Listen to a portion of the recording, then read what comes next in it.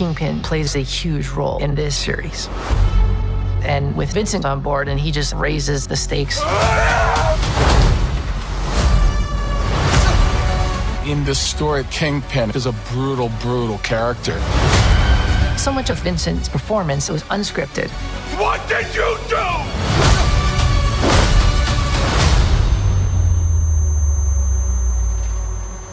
Don't be afraid. One of the great things we get to explore is this father-daughter dynamic with Maya. Maya, I see everything that you are. I always have. Release this rage. I understand pain and violence. This story is just so interesting, and I can't look away.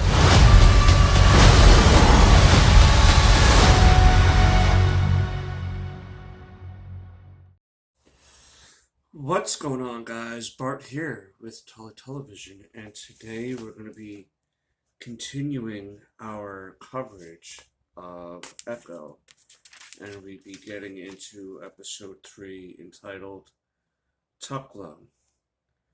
I want to thank all of you for stopping by, liking, commenting, sharing, all that beautiful YouTube stuff. I hope that today is the day I earn that subscription. If so, you hit that red subscribe bar down below, smash that like button, and let's continue on with Echo. Aliqua Cox as Maya Lopez, Chasky Spencer as Henry Black Crow Lopez, Tantu Cardinal is Chula, Graham Green is Scully, Devery Jacobs is Bonnie, Cody Lightning is Biscuits, Vincent D'Onofrio as Wilskin. Hey, Mr. Wilskin, I keep doing that. Vincent D'Onofrio as Wilson Fisk, Andrew Howard as Zane, Thomas Sullivan as Vicky, Willem Bellew as Chen Key, and Danny McCullen as Tuklo. And initially, I thought Tuklo was in the first episode. In my episode 2 review, I thought that the woman in the first episode was Tuklo, but she's not. That woman's name was Chafa, and she was the first ancestor, so to speak, the queen. So that was her name, Chafa, and then Tuklo is this ancestor's name. And basically, we pick up on this episode kind of like a silent movie type of feel to the opening scene, in which Tuklo and her father Chen Ki are out in the woods, and she wants to become something called the Lightman. And what that means is that there's a group of Native Americans that gather together and carry out justice for crimes that were committed by other tribes of Native Americans. And they were called Lightmen. And when Tuklo was explaining to her father, Chen Ki, that that's what she wants, he was letting her know that that's not her role. Her role is to be a life giver, not a life taker. Men are the life takers. Women are the life givers. But as fate would have it, as he was out in the woods, and Tuklo was very capable of being a light horseman. To that degree, she was very good with a boomerang and riding horses and shooting and stuff like that. So the father was surrounded, and she comes and saves him, and basically, in the process, becomes a lightman, a light horseman, what have you. As you can see, the first few episodes and the next episode are all ancestors of Maya, showing the greater weaving of her history and her family together to make her who she is today. And we basically get to a point too where, you know, Vicky is starting to set up for Maya to be taken in by Zane and his people. And it was a pretty interesting scene because at the roller rink is when we realize that Henry has been captured and Maya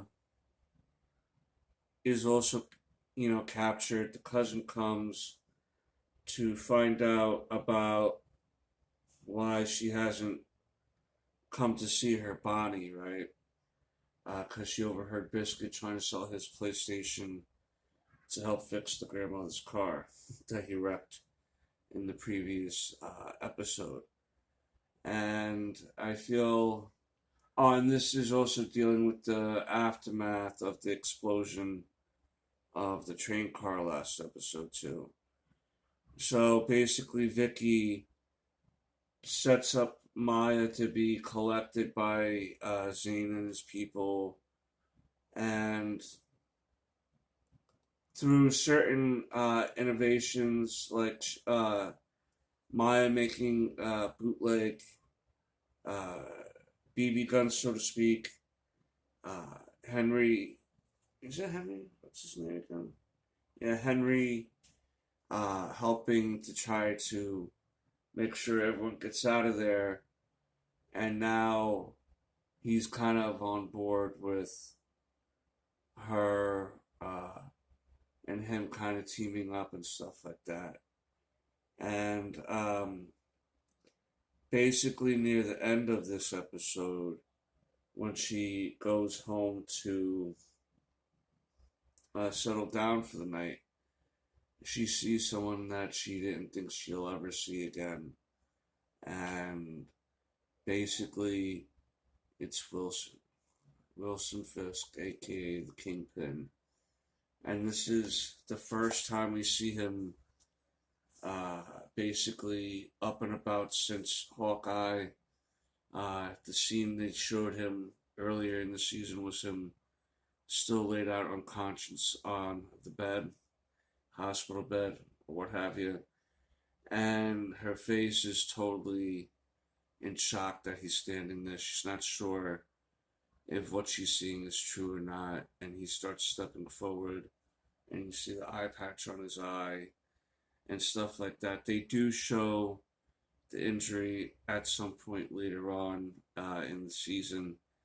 And basically, it's on, and that's where we leave this episode, is us wondering how Wilson and Maya are going to interact with each other, especially after their last encounter.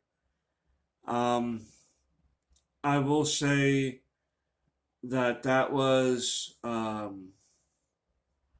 like the gist of it to the degree. What happened is mainly Maya and Henry fighting in the roller rink against Zane and his people, who were called off by most likely the Kingpin, and then we get that final confrontation. So at this point, we're only 2 episodes left into the season, and as much as I've been enjoying it more than not this series, I probably feel like there shouldn't be a season 2 right off the bat with this show.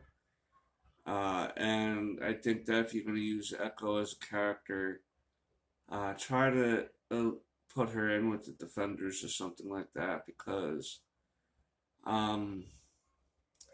as much as this show has been very interesting to learn certain things about these tribe of people and certain rituals and beliefs that they have, I don't think it's going to be of enough interest for everyone to sustain a show like that, because I understand why some people may not like this show, but in an overall sense, I do like it.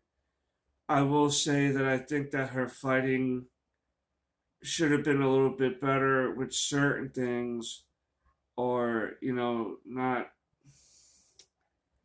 like, you know, I get that she's only got one leg, to the degree in deaf, but, I'm sure it's kind of hard to maneuver certain moves, but some of the fighting has been a little slow, and I think that's just to keep it at a pace that she can do, which I understand.